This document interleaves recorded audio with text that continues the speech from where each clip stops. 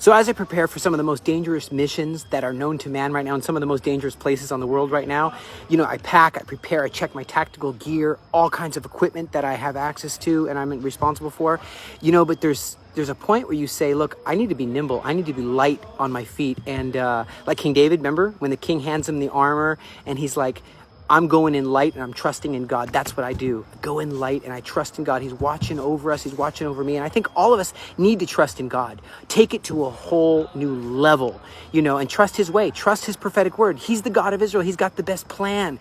We stand with him. We don't come up with our own moral compass.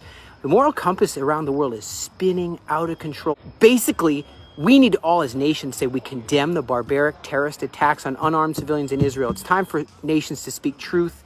I feel like the world is going a little wild.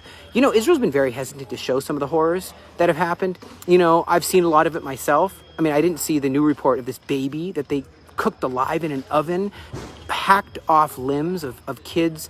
I didn't get to see all this, but I'll tell you what, it's a barbarism, and the free world needs their moral compass back. I mean, this rejoicing you saw when the Gazan civilians heard of this, and they're rejoicing in the streets, 1,400 Israelis killed, 250 or so kidnapped. And I just think it's so wrong that after this blood orgy happened, and then you have their leader speak out. Ghazi Hamad, he speaks out. We're going to repeat October 7th again and again until Israel's annihilated. Everything we do is justified, he says. We're the victims.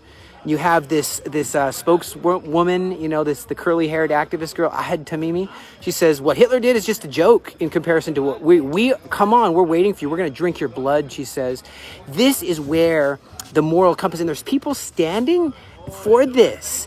It's unbelievable, grotesque. But, the good guys are advancing. Let me tell you what. With military precision, slow and steady, we've taken a stronghold in Jabalia and Gaza, as you know, moving forward at the gates of Gaza City. It's like Samson tears off the gates of Gaza City. It's like the doors are opening. Military precision, calculation. But, you saw the rescue. I wasn't on it. I wish I could say that I was on the rescue to rescue that girl Ori, the soldier.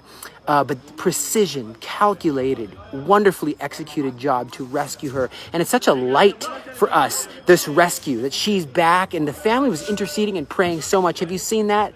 They were praying and fasting for her rescue, and then she's rescued. Prayer changes things, let me tell you what. But it's very dangerous. Life and death hangs in the balance here. You saw we just lost Ro'i and Levi from the Golani Brigade, another 11. I just was looking at the report, 11 blown up. The RPG, the rocket-propelled grenade, hit in their Namer, in their APV, and it hit a bunch of grenades, and they just blew to smithereens. It's dangerous what's going on in their APV. And I was just in an APV in Gaza just now, and it could have been me. But we all have to continue as more and more soldiers are dying. Yet at this very time, Israel agrees to let 1,400 trucks per day into the Gaza Strip through Egypt. Of course, Hamas says only 400 a day. They only want 400 a day because they want their people hungry and angry and against Israel.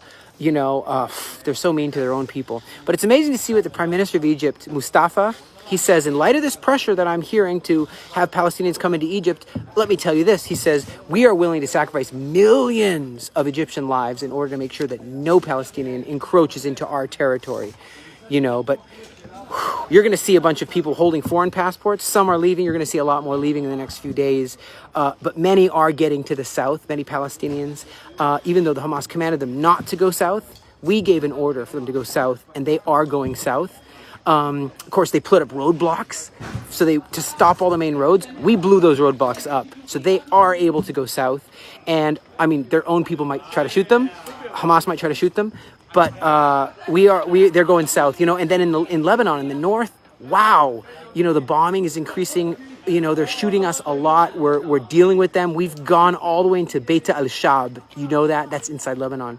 I really see a line being drawn in the sand. Nations are standing like sheep nations that follow the Good Shepherd, or that are like goat nations that go their own way. Bolivia has made their choice. They're cutting ties with Israel because of this, because we have to defend our borders. Jordan removes its ambassador from Israel. And the Yemen people have declared war on us, shooting the intercontinental ballistic missiles. We've never received those. And our Iron Dome can't take them out. Even David's sling can't take them out, but the arrow takes out the intercontinental ballistic missiles. Hey, Iran, we can stop your missiles too. So it's crazy to see them declare war. And in one of the videos from Yemen saying death to America, they chant death to Israel, victory for Islam. And just thank you for praying for us, because it's time for the ancient doors to open up and the key of David and tear down the strongholds of the enemy.